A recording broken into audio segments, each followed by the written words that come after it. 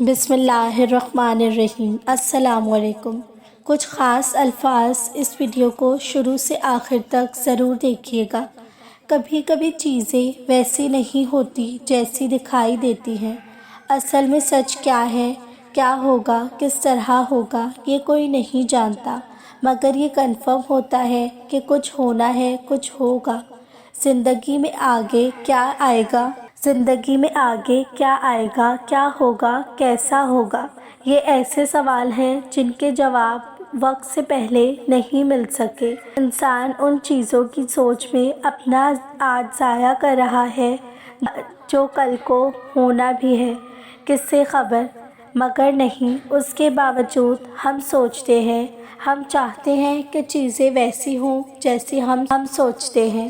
ہم آج بھی وہی چھوٹے بچے ہیں جو اپنی پسند کی چیز نہ ملنے پر چڑچڑے ہو جاتے ہیں اور سچ کو ایکسیپٹ نہیں کرنا چاہتے کہ جو ہوا ہے ہماری سوچ، ہماری مرضی سے نہیں ہوا، مگر وہ اللہ سبحانہ و تعالیٰ کی مرضی سے ہوا ہے، اس کی رضا سے ہوا ہے۔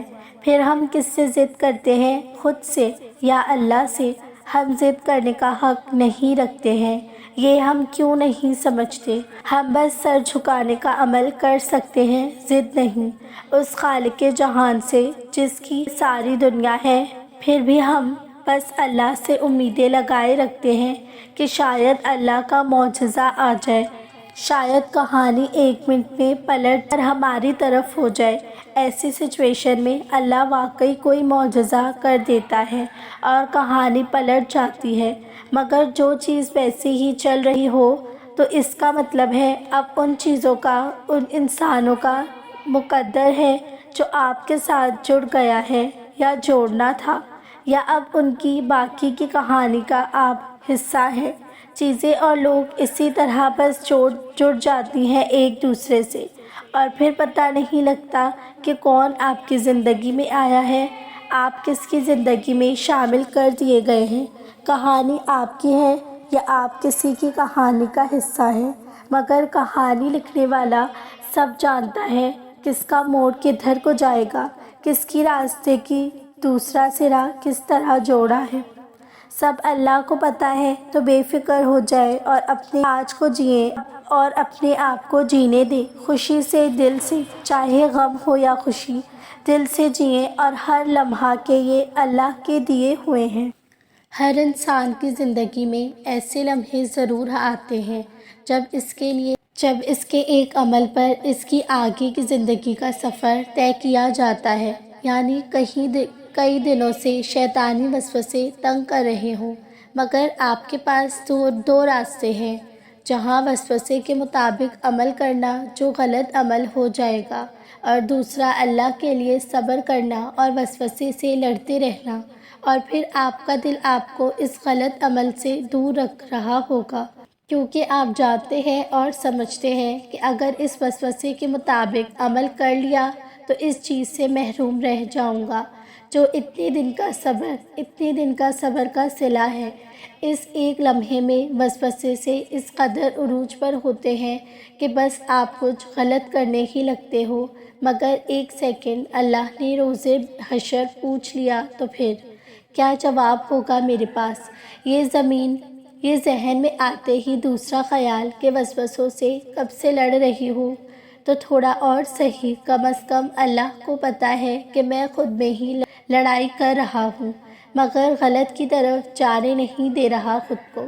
بس ان 2 خیالات سے آپ کی زندگی میں اجر محفوظ کر دیا جائے گا، جو آپ کو وقت آنے پر حیران اور سجدہ شکر کرنے پر مجبور کر دے گا، کیونکہ ہر جنگ کا نتیجہ کچھ وقت بعد طے ہوتا ہے، پھر چاہے وہ خود کی جنگ اور نفس کی جنگ کیوں نہ ہو۔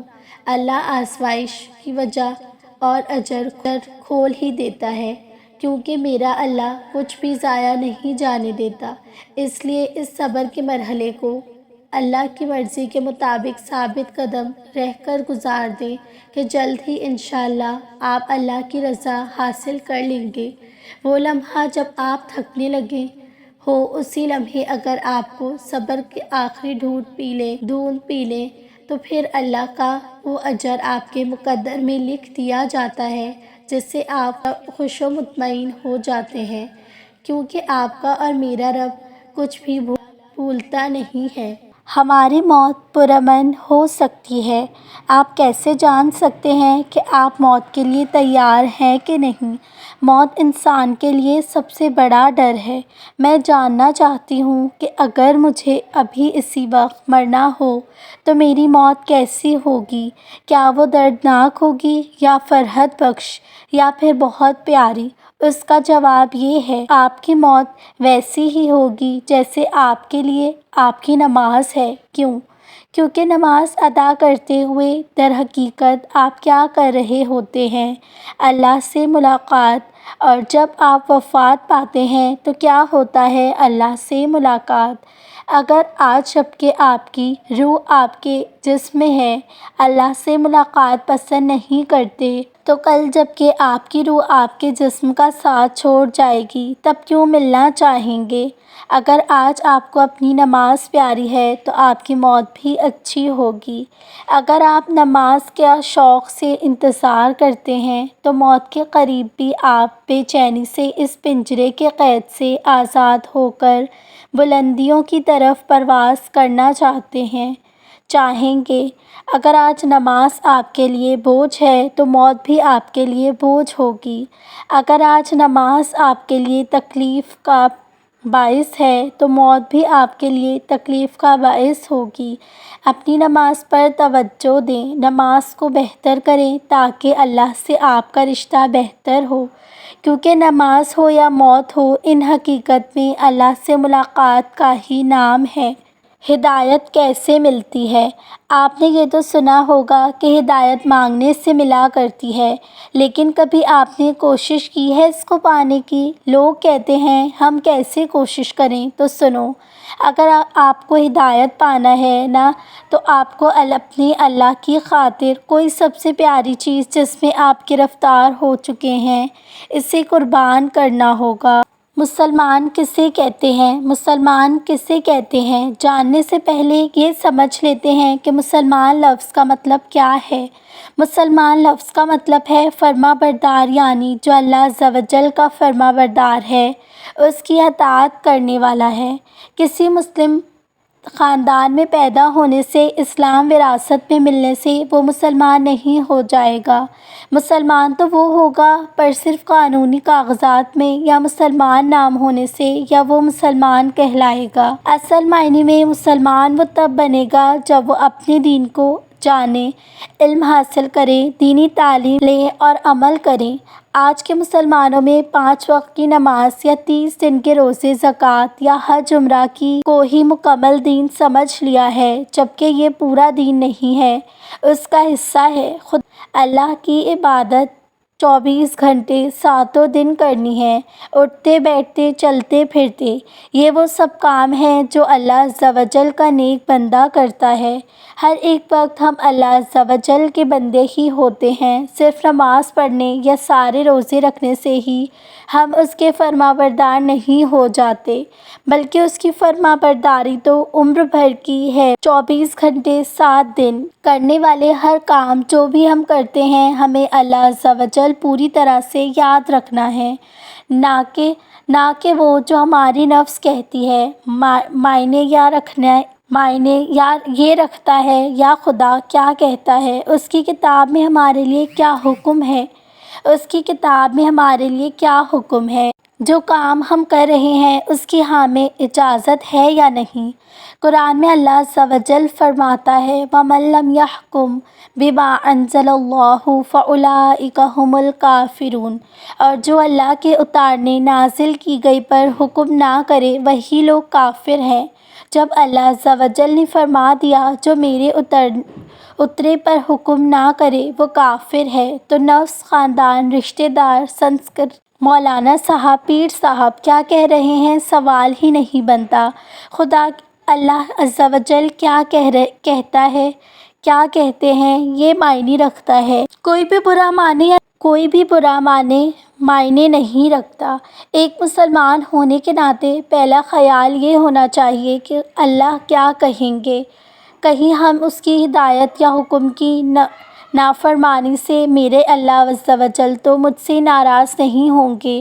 ہر مسلمان جب کچھ بھی کرنے سے پہلے یہ سوچے گا یا اللہ عز و جل کی بتائی ہوئی حدوں میں رہ کر اپنے 24 گھنٹے کرنے والے کام یا زندگی گزرے گا، تب یہ اصل معنی میں مسلمان کہلائے گا، یعنی فرما بردار۔ رب سے شکایت کرو لیکن رب کی شکایت کسی سے نہ کرو۔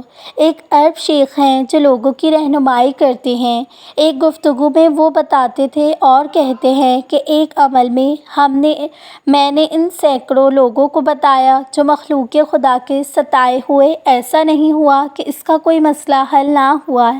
ایسے مسائل جنہیں لوگ ناممکن سمجھتے ہیں وہ بھی حل ہو گئے۔ پھر انہوں نے اپنے ایک دوست کا واقعہ بیان کیا کہ ان کی بیٹی جو اعلیٰ تعلیم و اخلاق کی حامل تھی، اس کا شوہر اسے روزانہ یا ہر دوسرے تیسرے روز مارتا تھا اور وہ بہت پریشان تھے۔ مجھے کہا کہ آپ اسے سمجھائیں۔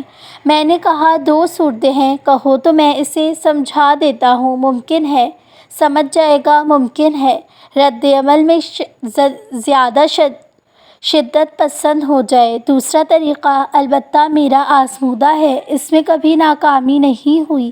میں نے ان کے کہنے پر دوسرا طریقہ بھی بتا دیا کہ عمرہ کرنے جاؤ، وہاں جا کر اللہ رب العزت سے گلہ شکوہ کرو کہ میرے ساتھ یہ ہو رہا ہے اور میں بے بس ہوں، تو ہی نظر کرم فرما۔ وہ صاحب چلے گئے، جا کر عمرہ کیا، دعا کی، روئے دھوئے، شکوہ شکایت کی۔ واپس ہوٹل پہنچے تو بیٹی کا پیغام تھا کہ مجھے فون کریں۔ پریشان ہو گئے کہ نامعلوم کیا سننے کو ملے۔ فون کیا تو بیٹی نے بتایا کہ رات کے آخری پہر میرا شوہر آیا اور اپنی تمام زیادتیوں کا اعتراف کر کے رو رو کر مجھ سے معافی مانگتا رہا اور آئندہ کے لیے حسن سلوک کا وعدہ کیا ہے۔